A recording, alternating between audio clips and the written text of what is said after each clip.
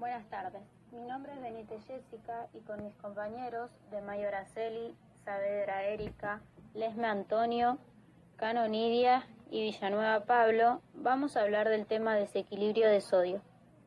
El desequilibrio de sodio es el exceso o disminución de sodio en el espacio extracelular. El 60% del peso corporal corresponde a líquidos. Los líquidos corporales se distribuyen en dos compartimentos, el intracelular y el extracelular, con el objetivo de mantener la homeostasis.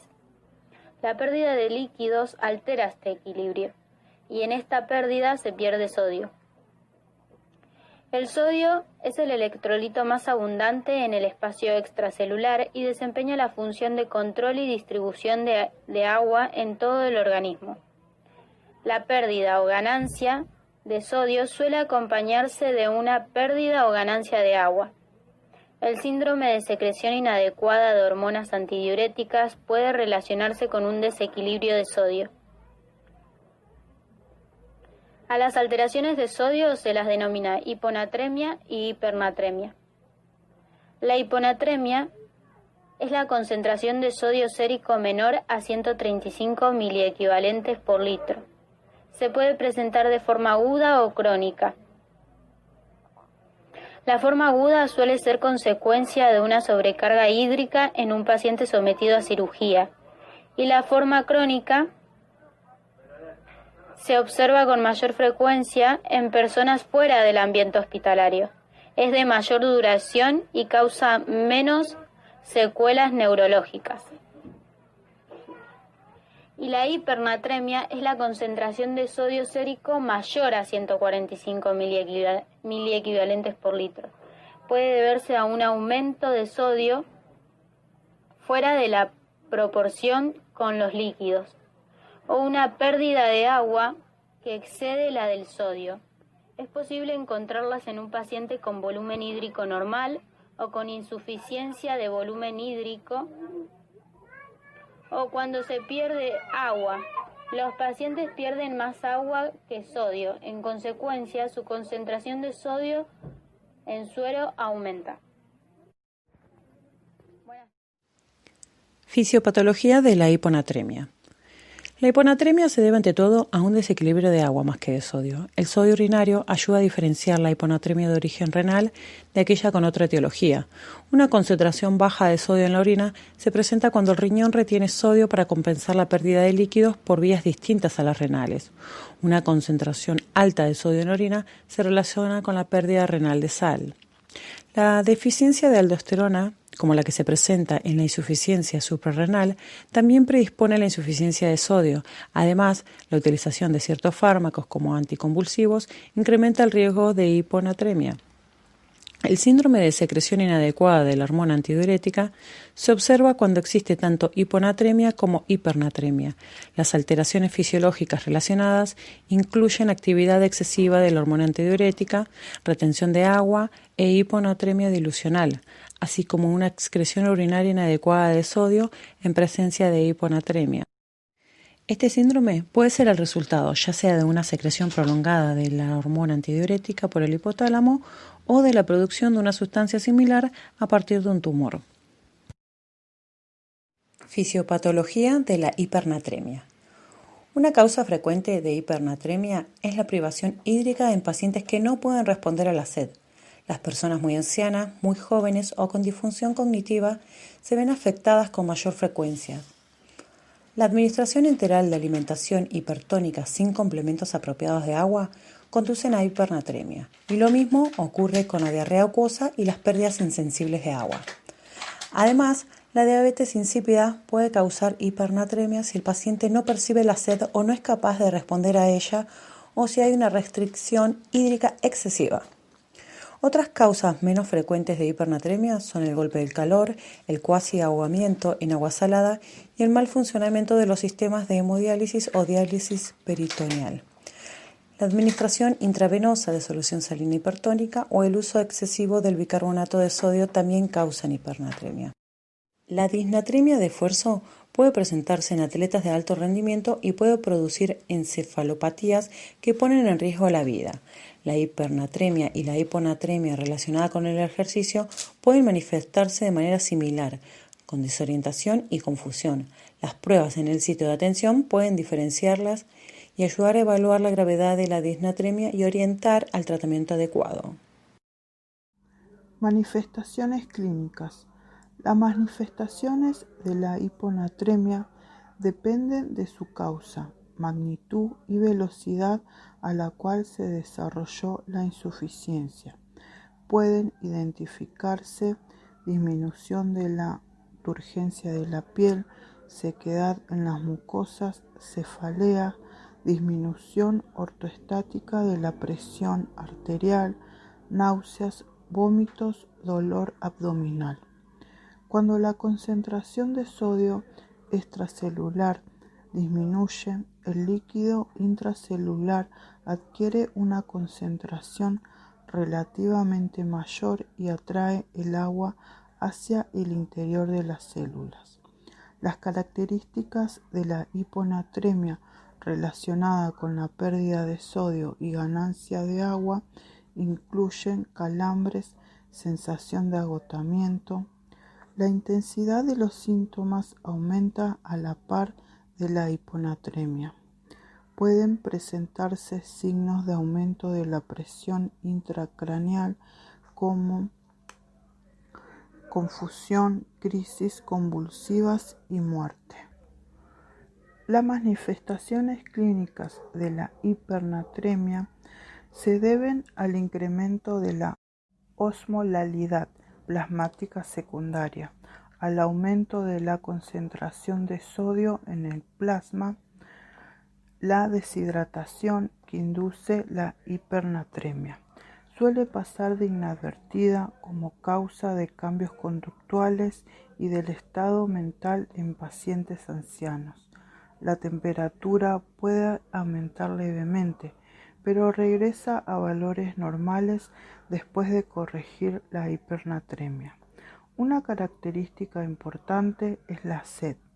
La sed es un mecanismo de defensa tan importante contra las concentraciones séricas de sodio en las personas saludables que nunca se desarrollará hipernatremia, a menos que el individuo se encuentre inconsciente o no pueda acceder al agua. Valoración y hallazgos diagnósticos. Insuficiencia de sodio, hiponatremia. En la valoración se le debe de integrar la historia clínica y la exploración física centrada en el aspecto neurológico, es decir, estudio de signos y síntomas, como también resultados de laboratorio, identificaciones de soluciones en curso, si corresponde, y la revisión de todos aquellos fármacos que el paciente reciba, sin tener en cuenta la causa de la hiponatremia. La concentración de sodio es menor a 135 miliequivalentes por litro en el SIAD, que significa síndrome de secreción inadecuada de la hormona antidiurética. Hasta puede ser menor de 100 miliequivalentes por litro, es decir, 100 milímoles por litro. La osmolidad sérica también se reduce, menos a la azoemia, con la acumulación de toxinas. Cuando la hiponatremia se debe primordialmente a la pérdida de sodio, el contenido urinario es menor de 20 miliequivalentes por litro, lo que se requiere un aumento de reabsorción proximal de sodio como consecuencia de la reducción del volumen del líquido extracelular, y la densidad relativa urinaria es baja. Aún así, el paciente con síndrome de secreción inadecuada de la hormona antidiurética retiene el agua de forma anómala y gana peso corporal en consecuencia. No muestra edema periférico, sino que la acumulación del líquido se presenta por dentro de las células. Esta se manifiesta en diferentes ocasiones, se manifiesta como edema con fovea. Exceso de sodio, hipernatremia. En el caso de la hipernatremia es diferente. La concentración de sérica de sodio sobrepasa un 145 miliequivalentes por litro, es decir, 145 milímoles por litro, y la relación de la osmolalidad sérica supera unos 300 moles por kilo, es decir, 300 miliequivalentes por litro. La densidad de la osmolidad urinaria aumenta a medida que los riñones intentan retener agua, es decir, Siempre que la pérdida hídrica ocurra por una vía distinta a la parte renal, los pacientes con diabetes insípida, nefrógena o central desarrollan hipernatremia y producen orina diluida, con osmolalidad urinaria menor de 250 osmoles por kilo. Los tratamientos deben realizarse a base de una correcta valoración centrada en los síntomas del paciente y en los signos de la enfermedad, así también como los resultados del laboratorio. Este tratamiento consiste en la administración de sodio por vía oral, sonda nasogástrica o vía parenteral. Para las personas que no ingieren sodio en sus dietas, pueden prescribirse soluciones de Ringer lactato o salina isotónica. El sodio sérico no debe incrementarse más de 12 miliequivalentes por litro en 24 horas. Esto es para evitarse el daño neurológico por desmielinización. En el síndrome de secreción inadecuada de ADH, la administración aislada de solución salina hipertónica no puede modificar la concentración plasmática de sodio. El exceso de sodio se excretaría con rapidez en la orina con una concentración alta. Con la adición del diurético furosemida, la orina no se concentra y se excreta una orina isotónica que permite efectuar un cambio del equilibrio hídrico. En este caso, la restricción afecta a todos los líquidos y no solamente el agua. También el grado de restricción depende de la diuresis más las pérdidas insensibles. Suelen ser necesarios varios días antes de que se modifique la osmosidad plasmática y no debe restringirse la ingesta de sodio. Sin embargo, si los síntomas neurológicos son graves, así como los casos de traumatismos craneoencefálicos, tal vez sea necesario administrar volúmenes bajos de una solución hipertónica de sodio con el objetivo de disminuir el edema cerebral. Cabe resaltar que el uso inapropiado de estas soluciones es extremadamente peligroso, ya que 1 litro de solución de cloruro de sodio al 3% contiene 513 miliequivalentes de sodio y 1 litro de solución de cloruro de sodio al 5% contiene 855. La recomendación para la administración de solución salina hipertónica en caso de traumatismos craneoencefálicos es solución salina al 3%.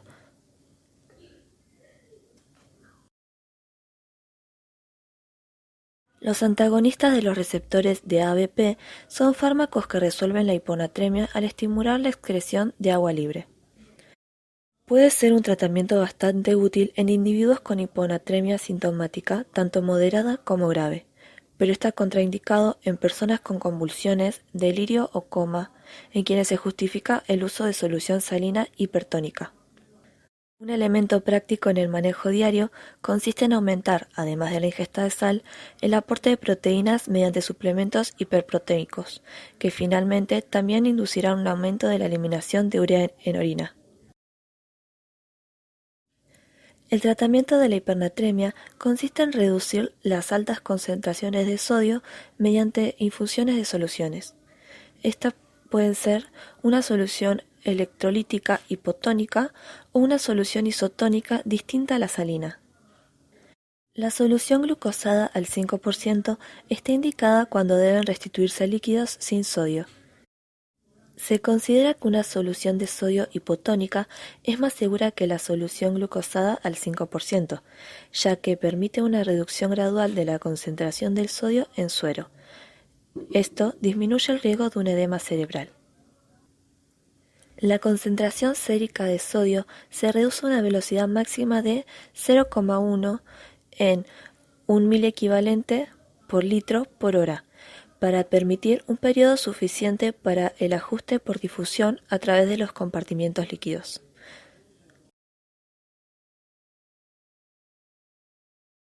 El personal de enfermería debe identificar y vigilar a los pacientes en riesgo de hiponatremia, vigilar el ingreso y el egreso de líquidos y el peso corporal a diario. Además, debe obtener una anamnesis detallada para identificar, por ejemplo, si el paciente es un atleta de alto rendimiento, ya que estos pueden consumir tabletas de sal. La hiponatremia es una causa de confusión en pacientes ancianos, frecuentemente inadvertida. La detección y tratamiento temprano son necesarios para prevenir consecuencias graves. Se debe vigilar los resultados del laboratorio y estar pendiente de las manifestaciones gastrointestinales, anorexias, náuseas, vómitos y cólicos intestinales. El personal de enfermería debe estar pendiente en los cambios en el sistema nervioso central, confusión, espasmos musculares y crisis convulsiva. Los signos neurológicos se relacionan con concentraciones muy bajas de sodio. El sodio sérico debe supervisarse de forma cercana en los pacientes en riesgo de hiponatremia. También debe vigilarse el sodio y la densidad relativa en orina. En un paciente con pérdidas anormales de sodio, capaz de ingerir una dieta ordinaria, el personal de enfermería fomenta el consumo de alimentos y líquidos con alto contenido de sodio. Si el problema primario es la retención de agua, es más seguro restringir la ingesta de líquidos que administrar sodio. En la hiponatremia grave, el objetivo terapéutico es aumentar el sodio sérico solo lo suficiente como para tratar los signos y los síntomas neurológicos. El personal de enfermería debe valorar las pérdidas anormales de agua o una ingesta baja, así como las ganancias considerables de sodio, como las que pueden presentarse después de la ingesta de medicamentos de venta libre con alto contenido de sodio. Se vigila de cerca al paciente en búsqueda de cambios de conducta, como la inquietud y la desorientación. El personal de enfermería intenta prevenir la hipernatremia al suministrar líquidos en intervalos regulares por vía oral, sobre todo en los pacientes incapaces de percibir la sed o responder a ella. Si la ingesta de líquido aún es inadecuada o el individuo se encuentra inconsciente, el personal consulta al médico tratante para plantear una vía alterna para la ingesta, ya sea por medio de alimentación enteral o por una vía parenteral. Si se recurre a la alimentación enteral, debe administrarse una cantidad suficiente de agua para mantener el sodio sérico y el nitrógeno úrico en sangre dentro de los parámetros normales. Si el paciente tiene alteraciones del estado de conciencia o alguna discapacidad que le impida una ingesta adecuada de líquidos, puede prescribirse tratamiento parenteral para la restitución hídrica. Este tratamiento puede anticiparse en pacientes con afecciones neurológicas. Cuando se requieren soluciones parenterales para el tratamiento de la hipernatremia, el personal de enfermería vigila las respuestas del paciente a los líquidos al revisar las concentraciones consecutivas de sodio en suero y la detección de cambios neurológicos. Los signos neurológicos deben mejorar con la disminución gradual de la concentración sérica de sodio. Una reducción demasiado rápida de la concentración sérica de sodio hace que el plasma adquiera una fuerza osmótica menor que la del líquido del tejido cerebral, ocasionando desplazamiento del líquido hacia las células cerebrales y un edema cerebral peligroso.